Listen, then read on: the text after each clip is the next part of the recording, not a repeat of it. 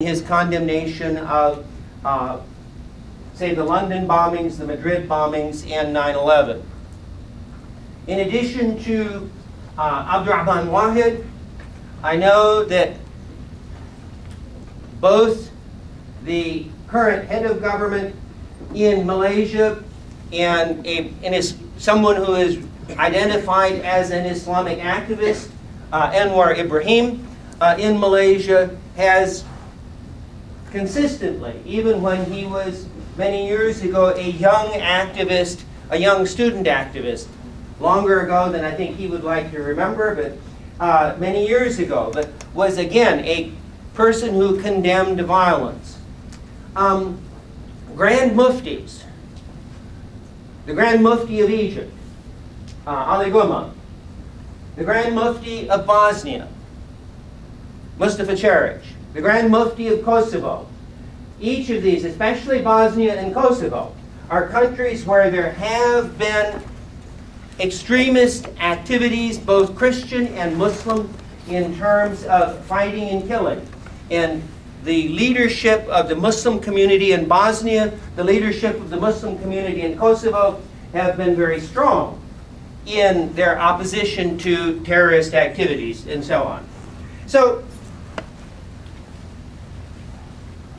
it just requires, well, I guess, even just Googling. I mean, people like Tom Friedman probably have computers. Maybe they're on internet. All it requires is just a little bit of searching to discover all of the fatwas and so on that condemn terrorism from major thinkers and scholars within the Muslim world. However, what I want us to do briefly as we finish up and kind of move now that we're going to be able to talk about what you want me to talk about.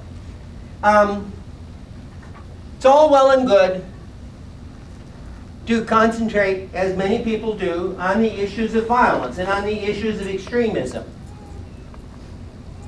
But in addition to the global context of religious violence and terrorism, we also have a globalization in which more and more people have positive contacts with each other. And I think it is useful also to remember my introduction. That is, I'm in Georgetown, but I am not in security studies. I am not in strategic studies. I am in the Prince Al-Walid bin Talal, that's the commercial. I'm in the Prince Al-Walid bin Talal Center for Muslim Christian Understanding. Now, part of the process of interreligious understanding in our globalized world has to be, of course, looking at the conflict areas that are, and those issues are raised by terrorism. But in our global context, most of the time, in most places, when Muslims and Christians interact, it isn't a matter of their killing one another or they're beating up on one another. It is a matter of developing a sense of broader interfaith networking in the context of the new world of globalized communications and so on. Now, just again to emphasize, sort of using my location and title, I'm a historian. And the center is not in the theology department. We are not engaged in the act of, let's see if we can't invent a theology that is shared by all of the Muslims and the Christians. When we get people sitting around a table, we don't say, okay, now your job is to figure out how we can all have discover what we mean when we're saying the word Allah and God and so on. We're in the School of Foreign Service. And we don't debate whether or not the theological positions are correct or incorrect. What we discuss is how can people who have different theological positions get along together. And there has been a major global effort in the last 2 or 3 years that remarkably does not get much attention. And that is a global effort that is associated with a statement that got the title, A Common Word Between Us and You.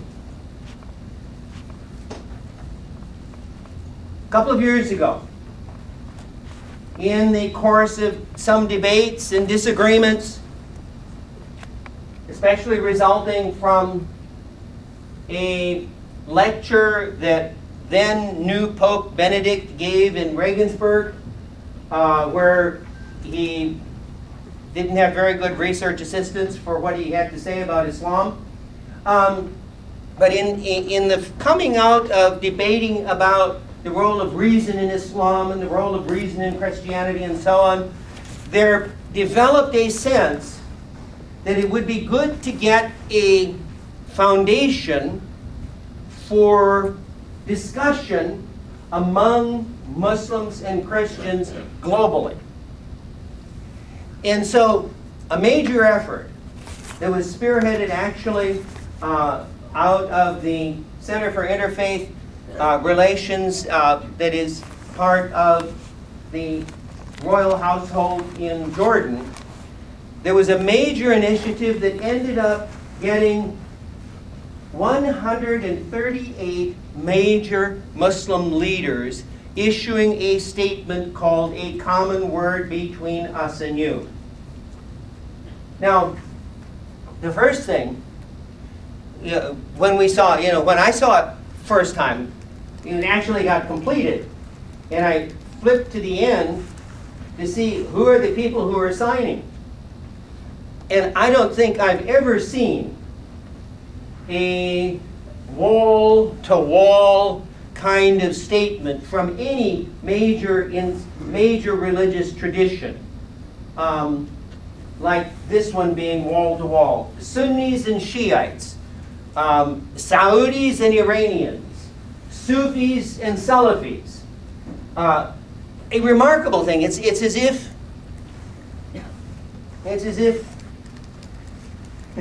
we could get if the Christians could get the Jehovah's Witnesses, the Unitarians, and Pope Benedict all to agree on the same thing. It was a truly remarkable statement, but it begins really, and I want to just read because it gives us a sense of sort of our new global kind of context. Muslims and Christians together make up well over half of the world's population. Without peace and justice between these two religious communities, there can be no meaningful peace in the world. The future of the world depends upon peace between Muslims and Christians. The basis for this peace and understanding already exists. It is part of the very foundational principles of both faiths: love of the one God and love of the neighbor. These principles are found over and over again in the sacred texts of Islam and Christianity. And so you have then this long statement. There's nothing in here that talks about terrorism. There's nothing in the statement that talks about Al-Qaeda. There is nothing in the statement that talks about how religion causes violence. It is rather an affirmation of the constructive dimensions of the great historic religious traditions of Islam and Christianity.